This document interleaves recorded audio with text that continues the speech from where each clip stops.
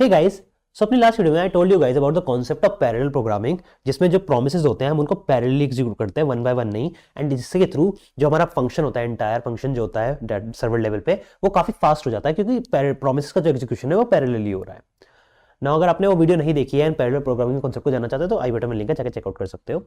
Talking about this video, देखो promise dot all हमने use किया था अपने लास्ट वीडियो में पैरेलल प्रोग्रामिंग के लिए, जिससे हमारे जो प्रोमिसेस थे सारे पैरेलली एग्जीक्यूट होते थे, एक साथ एग्जीक्यूट होते थे एंड हमें रिस्पॉन्स थोड़ा फास्ट मिलता था। Now if you ask me then I will tell you कि promise डॉट ऑल जो है प्रोडक्शन में इसको यूज करना बिल्कुल भी अच्छी प्रैक्टिस नहीं है। अब ऐसा क्यों है, let me show you that. So देखो, यहाँ पे मेरे पास एक सिंपल एरे है जिसको मैंने 20 लेंथ के एरे बनाया है, 1 से फिल करा हुआ है। उस एरे के ऊपर मैंने मैप करा हुआ है एंड अंदर मैंने गेट किया हुआ है नॉर्मल यूजर की एक डमी एपीआई को, एंड उसके आगे यूजर आईडी पास करा हुआ है जो कि इंडेक्स से है ना। इस एपीआई के अंदर आईडी हमेशा 1 से स्टार्ट होती है, 0 आईडी नहीं होती है, एंड इंडेक्स हमेशा 0 से स्टार्ट होता है, इसलिए मैंने 1+1 करा हुआ है ताकि मुझे हर केस में जो यूजर का डेटा है वो मिले।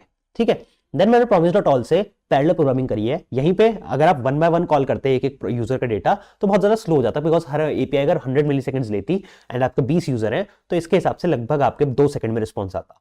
एंड मैंने promise डॉट ऑल कर दिया तो अब क्या होगा, रिस्पॉन्स आपका 100 या 200 मिली सेकंड्स के अंदर आ जाएगा, बिकॉज सारे प्रोमिसेस साथ में चल रहे होंगे। अगर कोई प्रॉमिस थोड़ा सा डिले भी करता है तो मोस्टली 150 मिली सेकंड या 200 मिली सेकंड तक वो अपना रिस्पॉन्स दे देगा। ठीक है, तो promise डॉट ऑल यहाँ पे चला, रिस्पॉन्स आया, देन मैंने रिस्पॉन्स को लूप चला रखा है, रिस्पॉन्स से रेस फेच करा है and res dot data dot first name यहाँ पे कंसोल करके नीचे आपको दे दिया फेच डेटा फॉर, बिकॉज सारा डेटा दिखा के कोई फायदा नहीं था, डमी डेटा है। तो this is working perfectly fine. तो इफ आई से नोड इंडेक्स.js यू विल सी मुझे हर यूजर का डेटा अपना सक्सेसफुली मिलेगा एंड काफी फास्ट डेटा मिलेगा। And this is the basic concept of parallel programming जो मैंने आपको लास्ट वीडियो में बताया था। नाउ यहाँ पे promise डॉट ऑल यूज करना अच्छी प्रैक्टिस क्यों नहीं है, वो इसलिए बिकॉज promise डॉट ऑल जो होता है इसकी एक बहुत बुरी चीज जो होती है वो ये होती है कि इसके अंदर मैंने 20 प्रॉमिस पास करे, बिकॉज मेरे एरे में 20 एलिमेंट्स थे, तो 20 यूजर का डेटा मैंने इससे मतलब मांगा 20 प्रॉमिस पास करके। अब दिक्कत क्या है, अगर उन 20 में से एक भी प्रॉमिस रिजेक्ट हो जाता है, रिजेक्ट यानी एपीआई कॉल आपकी फेल हो जाती है, 404 या 200 के अलावा कोई भी स्टेटस कोड आ जाता है बेसिकली, तो आपका जो प्रॉमिस होंगे सारे के सारे फेल हो जाएंगे, इरिस्पेक्टिव ऑफ कि आपका फर्स्ट फेल हुआ था, सेकंड हुआ था, थर्ड हुआ था, फर्क नहीं पड़ता, एक हुए थे, 2 हुए थे, फर्क नहीं पड़ता। एक भी प्रॉमिस अगर फेल हो गया तो आपके सारे के सारे प्रॉमिस फेल हो जाएंगे, ना, बाकी जो यूजर्स हैं उनका भी डेटा नहीं मिलेगा जस्ट बिकॉज किसी एक यूजर का डेटा आपको नहीं मिल पाया था। And this is the biggest problem with promise dot all. And production में अगर आप ऐसा कोड लिखोगे कि आपका एक भी एपीआई फेल होने से सारी एपीआई बाकी फेल हो जाएंगी तो आपके लिए बहुत दिक्कत हो जाएगी, एंड मैं ऑलरेडी फेस कर चुका हूँ, that's why I am creating this video. अब इसका मैं आपको प्रैक्टिकली एग्जांपल दिखा भी देता हूं। तो देखो, जैसे मैंने बताया इंडेक्स 0 से स्टार्ट होता है एंड जो हमारी करंट डमी एपीआई है इसमें 0 का यूजर एग्जिस्ट ही नहीं करता है, तो 0 का यूजर 404 देता है। तो यहाँ पे अगर मैं यहाँ से 1 हटा दूंगा तो इससे क्या होगा, मैं यूजर 0 आईडी वाला जो यूजर है उसका डेटा मांगूंगा जो कि मुझे 404 देगा, बिकॉज इस आईडी का कोई यूजर एग्जिस्ट ही नहीं करता है। ठीक है, सो अब बिकॉज ये 404 देगा तो that is a error code, and उस वजह से मेरा जो सारा promise डॉट ऑल है फेल कर जाएगा एंड मेरा कैच वाला जो सेक्शन है वो ट्रिगर हो जाएगा। अब इसको प्रैक्टिकली देख भी लेते हैं। तो देखो, अब तक तो हमारी एपीआई सक्सेसफुली वर्क करी थी जब 1 हमने ऐड कर रखा था, अब 1 हमने निकाल दिया है एंड जैसे ही मैं नोड इंडेक्स करूंगा you'll see मेरी एपीआई ब्रेक हो गई, स्टेटस कोड 404 आया जस्ट बिकॉज जो 0th आईडी का यूजर है वो हमें मिला ही नहीं। एंड आप देख सकते हैं पूरे में सिर्फ एरर का ही कोड है, बाकी जो 19 यूजर है उनका डेटा का कोई बात नहीं हो रखी है। And that is the biggest issue with promise dot all, because एक प्रॉमिस फेल होने से मेरे सारे प्रॉमिस फेल हो गए। And this is why I से कि प्रोडक्शन में आपको promise डॉट ऑल यूज नहीं करना है ना। अगर हमें promise डॉट ऑल यूज नहीं करना है तो इसको कमेंट कर देते हैं, तो हमें क्या यूज करना है। तो देखो, इसका एक बहुत सिंपल सा आसान है, दैट इज मतलब बहुत सिंपल सा आंसर है, that is use promise dot all settled.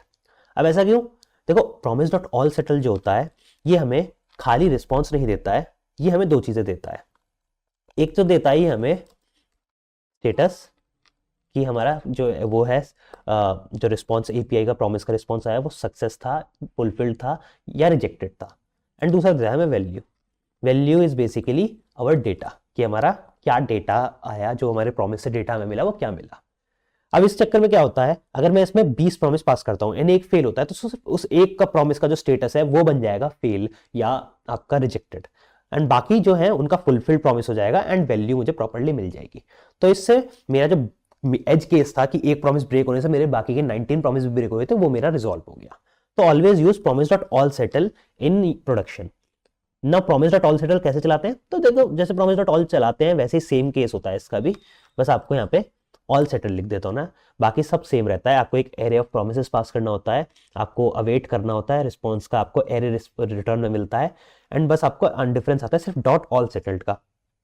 यहाँ पे डॉट ऑल लिख रहे थे आप, अब आपको डॉट ऑल सेटल लिखना है, बस इतना सा डिफरेंस होता है। अब यहाँ पे हमें रिस्पॉन्स मिलेगा ना, रिस्पॉन्स को मैंने जैसे लूप चलाया तो रेज में मिल गया। रेज में डायरेक्टली मुझे डेटा नहीं मिलेगा, रेज में मुझे मिलेंगी पहले तो आपको मिलेगा रेज में स्टेटस, कि आपका स्टेटस क्या है, एंड देन आपको डेटा मिलेगा ना। यहाँ पे आपका आएगा फेच डेटा फॉर, अभी यहाँ पे आप फेच डेटा पे फोकस मत करो, ठीक है। यहाँ पे रेज डॉट स्टेटस में फुलफिल्ड या रिजेक्टेड इन दोनों में से, या फिर सक्सेस या फेलियर इन दोनों में से कुछ, मेरे ख्याल से फुलफिल्ड रिजेक्टेड आता है, उनमें से वो मिलेगा status, and the data is, इसके अंदर आपको डेटा मिलेगा। एंड डेटा क्या होगा वो भी हम, जैसे हमने वहाँ फर्स्ट नेम कंसोल किया था, सेम वही कंसोल करके दिखा देता हूँ। तो that will be res dot value dot data dot first name. ना जो पहला यूज़र होगा उसका डेटा अनडिफाइंड आएगा बिकॉज वो फेलियर था, तो यहाँ पे हम एक ऑप्शनल चेलिंग लगा देंगे ताकि हमारा कोड यहाँ पे ब्रेक ना करे, ठीक है। अब मैं इसको सेव कर लेता हूँ एंड इस कोड को रन करके देख लेते हैं। तो क्लियर करता हूँ मैं, एंड आई से नोट इंडक्टर जैसे एंड कोड को रन करते हैं। तो विल सी जो हमारा फर्स्ट वाला प्रॉमिस था वो रिजेक्ट हुआ, रिजेक्ट एंड फुलफिल्ड ही आता है, सक्सेस फेलियर नहीं आता, ठीक है। रिजेक्ट हुआ and data is undefined, that's because 404 आया था, 0th आईडी का कोई यूजर एग्जिस्ट नहीं करता है। लेकिन बाकी के 19th जो यूजर थे, 19 यूजर जो थे, उनका डेटा मुझे सक्सेसफुली मिल गया। And this is how you right code in production. Production में प्रॉमिस डॉट ऑल लिख के अपना कोड को आपको ब्रेक नहीं करना है, आपको promise dot all settle use करना है, ताकि अगर आपका कोई एक प्रॉमिस फेल होता है तो आप उस प्रॉमिस के केस में अपना कोई एरर ट्रिगर लगा सकते हो, क्योंकि आपको स्टेटस मिल गया। अब यहाँ पे आप लिख सकते हो कि अगर कभी भी जैसे मैंने भी लिखा हुआ है, दैट इज कंसोल, यहाँ पे आप कंडीशन लगा सकते हो, इफ रेज डॉट स्टेटस किसी भी केस में रिजेक्टेड होता है तो कंसोल कर दो console dot error promise failed, ठीक है। तो आप इस तरीके से एक ट्रिगर लगा सकते हो। यहाँ पे तो मैंने नॉर्मल कंसोल डॉट एरर कर दिया, आप चाहो तो यहाँ पे एक इवेंट ट्रिगर कर सकते हो, डाटाबेस इवेंट ट्रिगर कर सकते हो, कोई आपने लॉगर लगा रखा हो, लॉगर मैकेनिज्म ट्रिगर कर सकते हो, ताकि आपको पता चल जाएगा कि भाई आपका एक प्रॉमिस फेल किया है। लेकिन आपका प्रोडक्शन ब्रेक नहीं होगा बिकॉज बाकी के 19 प्रॉमिस आपके चल गए हैं। अब यहाँ पे अगर मैं नोड इंडक्टर जेएस करता हूँ तो यूल सी जो एरर वाला केस था उसमें देखो लिख के आ गया प्रॉमिस डॉट एरर, मैंने यहाँ पे कंसोल डॉट एरर लगाया था तो इसीलिए रेड में लिख के मुझे यही दिख गया कि भाई प्रॉमिस फेल हुआ है। बट उसके अलावा जितने भी मेरे सारे प्रॉमिस थे वो सक्सेसफुली पास हो गए यहाँ पे। तो this is how you right code in production, ठीक है। तो आई होप इस वीडियो से आपने सही से सीख लिया होगा कि प्रॉमिस डॉट ऑल को हमें प्रोडक्शन में क्यों यूज नहीं करना चाहिए, क्या उसके जो मेन प्रॉब्लम्स होती हैं वो होती हैं, एंड प्रॉमिस डॉट ऑल को ना यूज करके हमें क्या यूज करना चाहिए, promise dot all settle.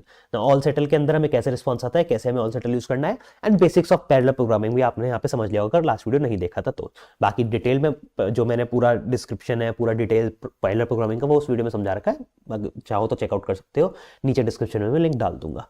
So that's it for this video guys. Video अच्छी लगी हो तो वीडियो को लाइक करें, कुछ भी इस वीडियो से नया सीखा हो तो आप इस वीडियो को लाइक कर सकते हैं, शेयर कर सकते हो अपने दोस्तों के साथ, and I will see you in the next one. Till then have a nice day and keep coding.